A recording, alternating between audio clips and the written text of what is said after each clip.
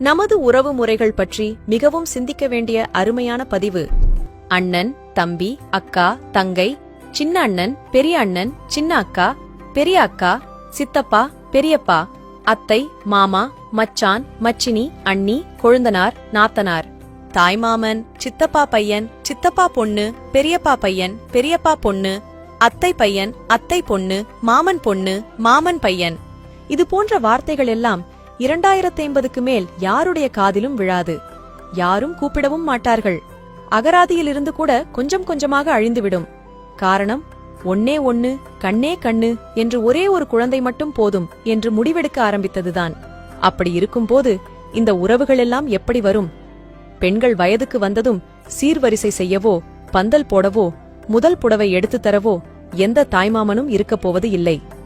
திருமணத்தின் போது அரசாணைக்கால் நட எந்த அண்ணனும் இருக்கப் போவதில்லை.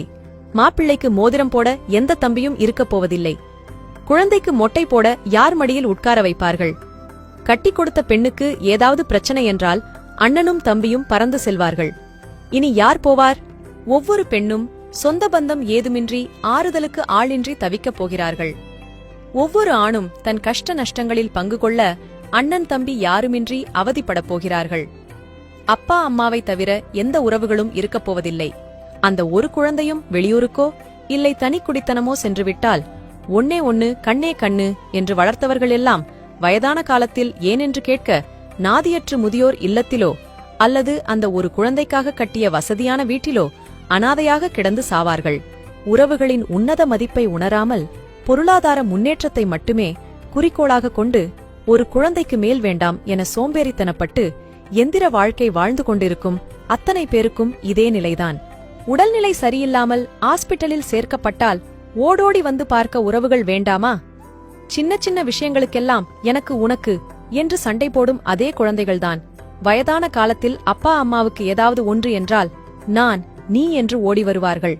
கணவன், குடும்பம், குழந்தை என்று உயிரை விட்ட பெண்கள் கூட பெற்றோருக்கு ஒன்று என்றால் அத்தனையும் தூக்கி எறிந்துவிட்டு முதலில் வந்து நிற்பார்கள். ஒரே ஒரு முறை உங்கள் கடைசி காலத்தை நினைத்து பாருங்கள். பணமில்லாத ஒருவனை அனாதை என்று யாரும் சொல்வதில்லை. ஆனால் உறவுகள் இல்லாத ஒருவன் எத்தனை கோடி வைத்திருந்தாலும் அனாதைதான் என்பதை மறந்துவிடக்கூடாது. கார், பங்களா, வசதி வாய்ப்புகளுடன் ஒன்னே ஒன்னு, கண்ணே கண்ணு என்ற பெயரில் உறவுகளற்ற ஒரு அனாதையை வளர்ப்பதற்கும் வயதான காலத்தில் நாதியற்று சாவதற்குமா இவ்வளவு பாடுபட்டு ஓடி ஓடி சம்பாதிக்கிறீர்கள்? சிந்தியுங்கள் மக்களே. ஆணோ பெண்ணோ குறைந்தது 2 குழந்தையாவது பெற்றுக்கொள்ளுங்கள். அனைவருக்கும் பகிருங்கள். இதுபோல பயனுள்ள பதிவுகளுக்கு ஜே ஹெல்த் பக்கத்தை ஃபாலோ செய்யுங்கள். நன்றி.